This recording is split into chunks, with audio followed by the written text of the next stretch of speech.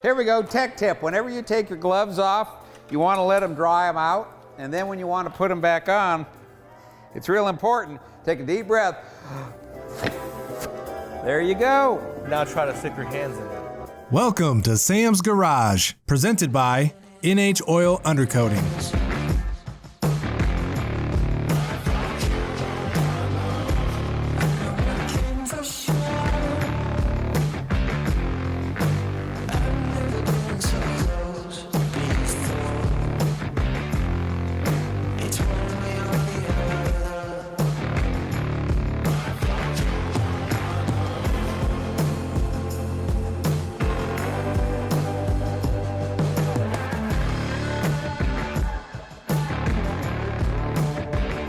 This week's episode of Sam's Garage, Sam and Kevin Ford install a sport shifter from Lokar Performance in the Jeep Rock Crawler.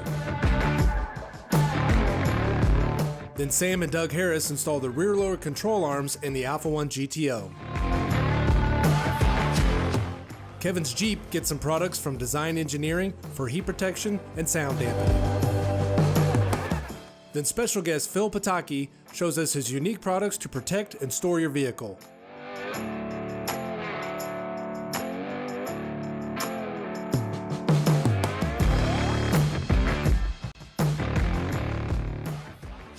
Rock crawling requires complete control of the vehicle at all times. One important component to have control over is the transmission. Kevin has supplied a sport shifter from Lokar Performance for the Jeep. The shifter will allow him to stay in whichever gears necessary when climbing over rocks. I've been using Lokar shifters in custom builds for many years. But Kevin, when you guys added the sport mode to these shifters, that was a real game changer. Yeah, we saw the need with all the electronic transmissions, the 6 speeds and 8 speeds, 10 speeds, that we needed to have an option to give that functionality. So when you come down, you can pump over, just like a modern car, you can shift up, shift down. We actually went even farther and have a Gen 2 version of this that addresses a few more issues like neutral safety, backup lights, and all that kind of stuff. Yeah, that way you guys can make the new car just as functional and safe as the OEM car you took the powertrain out of to put in your class. That's right, and that's why I want to go ahead and put one in the Jeep. Now this Jeep has a 4-speed. How are you going to use it with a 4-speed? So this will work with a 4L80 if you have aftermarket controller for the transmission.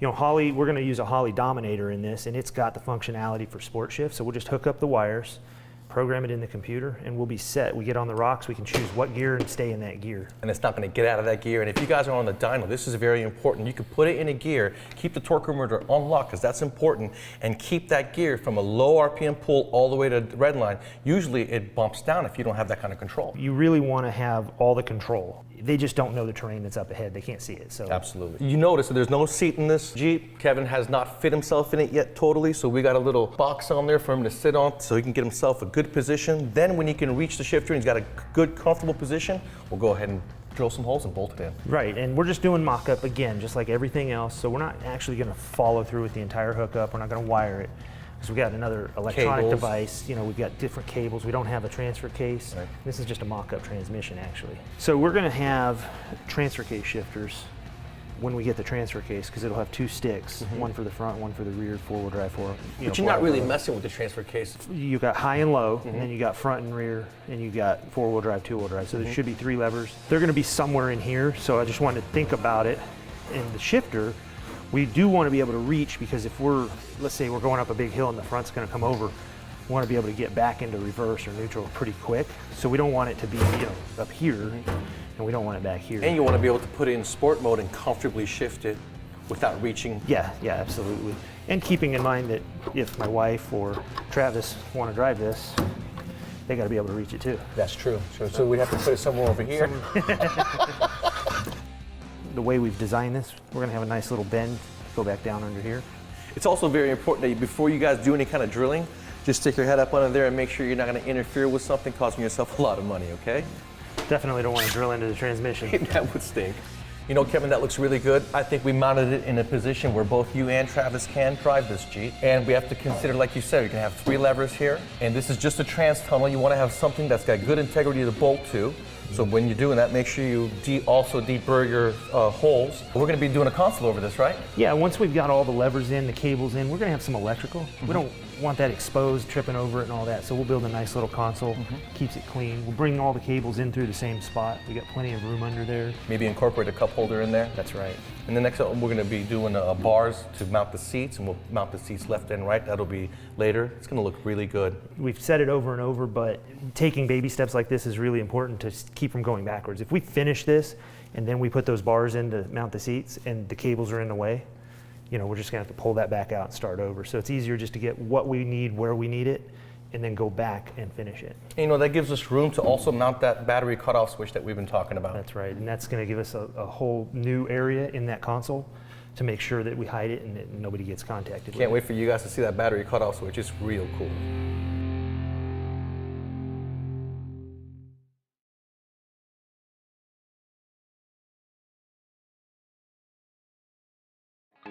Welcome back to Sam's Garage, presented by NH Oil Undercoating. Sam and Doug work on replacing the lower control arms with new fully adjustable billet arms. The upgraded control arms will provide new adjustability that was not available from the factory.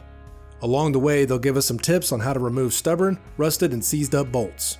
Doug and I have already tackled the front suspension of our GTO project. We're going to go on to the rear suspension, giving it the same treatment by removing the factory control arms and replacing it with aftermarket billet ones. Yeah, the aftermarket billet's going to give us all of the control that we need. We can get all the adjustment in to get this puppy to really handle. Exactly right.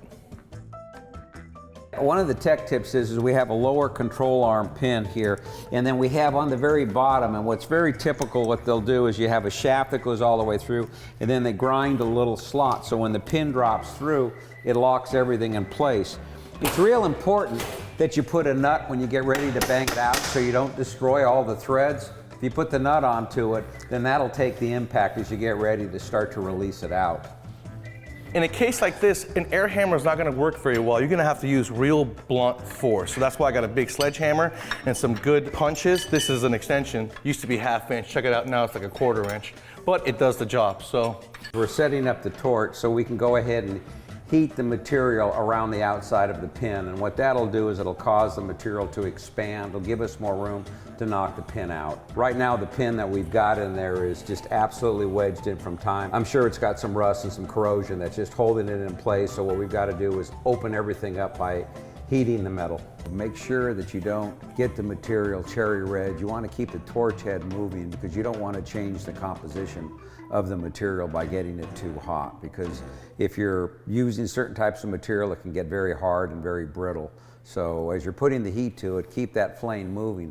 And if you're going to go ahead and you use penetrating oil onto it, let everything cool down before you put it in. Put penetrating oil at the beginning, then wait a little bit, add heat to it, let it cool, and then go ahead and put some more penetrating oil to get everything to break free. Then what we're going to do is remove the straps that are holding the bottom portion of our control arm into the inside subframe of the car. We're going to remove this mount that holds a differential in place. That'll get us to the rear bolts of the control arms. We're going to remove these two front straps. That whole arm's going to come down. We're going to replace it with new billet ones. Items that require an alignment, like this control arm, as you can see, I got 1, 2, 3, 4 points of adjustment. But I want to make sure to get to the alignment rack without killing the tires. So you want to put it on the table and get yourself pretty close. There's going to be adjustment both here and here. What you don't want to do is adjust these out all the way and then you've got very little threads in here, whereas you have room for adjustment here. So do the adjustments evenly so that you have good amount of threads inside the arm. That's going to give you a lot of integrity.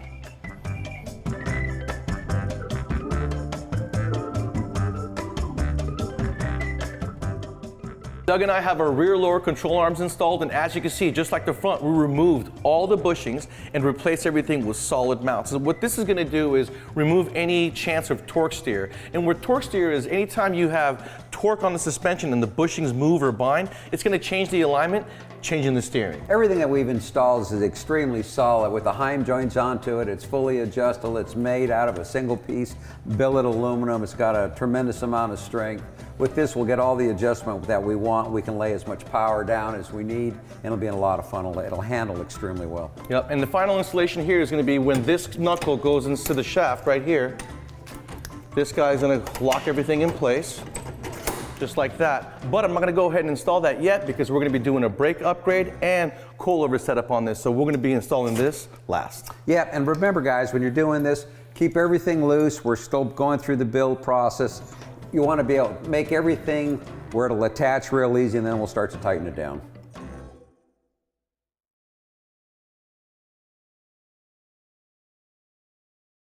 Now back to more Sam's Garage. Kevin's Jeep is back for some heat wrap and sound dampening products from Design Engineering. They'll use the heat wrap to protect the fuel cell from the sun and other elements while out rock crawling.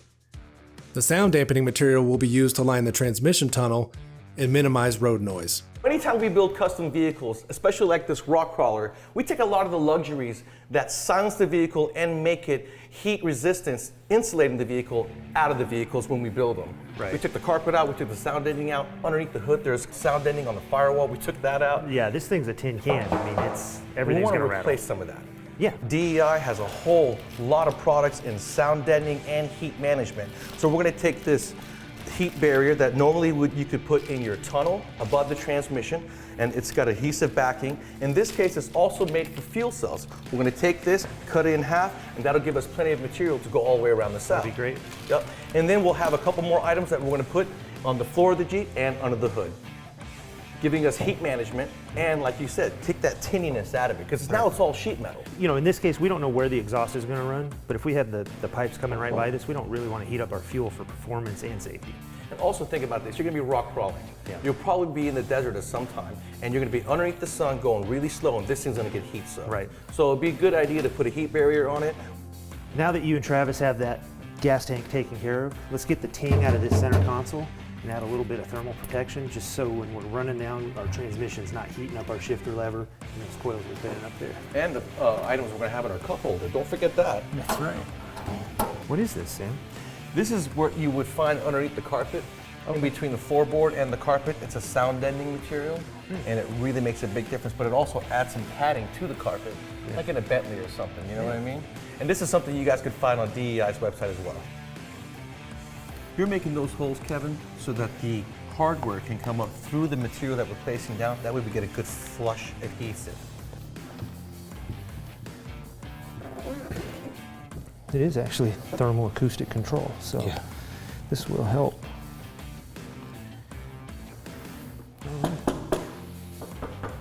Bang on the side of that tunnel, just so they can feel what a tin sounds like before we show them what the boom mat does. Hear that rattle? I do it to that. That's impressive.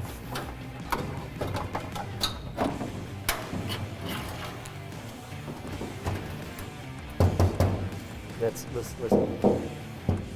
Yeah, it's a huge difference. That looks good, Kevin. Not only does it look good, but it's going to be very functional. Yeah, I'm excited about the idea of having this extra safety. And the boom mat up front, I'm shocked. I'm impressed at how well that sounds. Yeah, like you guys heard the difference between the floor and the tunnel itself. That was just one piece of boom mat on the shield. Now, can you imagine if we did the whole floor? That would be incredible. And we used it on the bottom side in this application because we're going to be up high. It's not going to get wet or have any issues. And we got enough clearance. And it gives me room to continue welding and doing things on the top. Absolutely. And for you guys, if you've noticed some of the German cars, a lot of the import cars will have a blanket over the battery protecting it from the heat of the engine bay.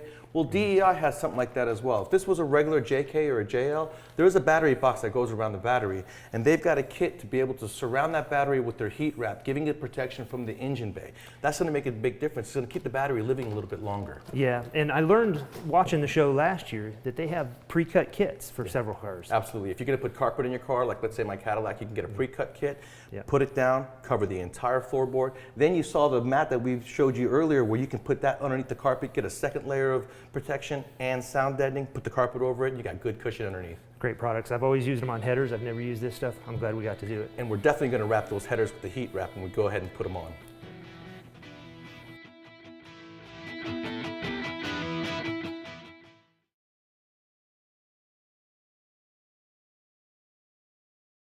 Welcome back to Sam's Garage, presented by NH Oil Undercoating. Phil Pataki from Car Capsule has come to Sam's Garage to talk about his unique products to protect and store your car, motorcycle, and even boat. The car capsule provides 365, 24/7 protection for your vehicle application, protecting it from dust, mold, mildew, moisture, and even more. Now let's have a look at what Phil has in store for us today.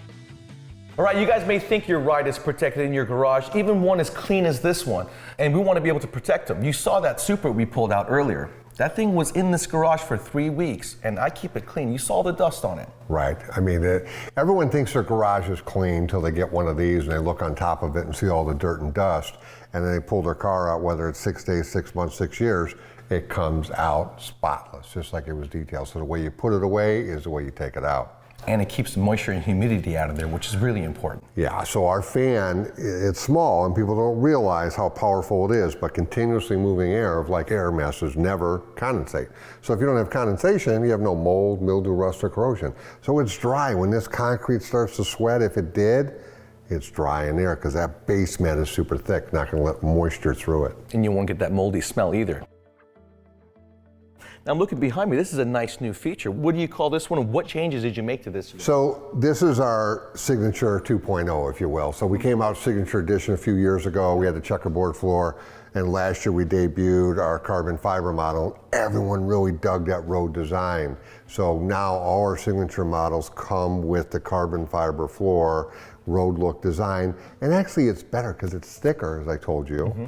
Black and white would bleed through it. This you don't, no matter where you park your car, it's not going to notice it. Absolutely, so yeah. Even if it's dirty, you got dust. You may not have road grime or oil on there, but you have dust on there that when you drive through your driveway, you can see it on the floor. This floor looks good because it looks like, would you say all roads lead to car capsule? Yeah, that's right. All roads lead to car capsule. We protect and present the finest vehicles in the world.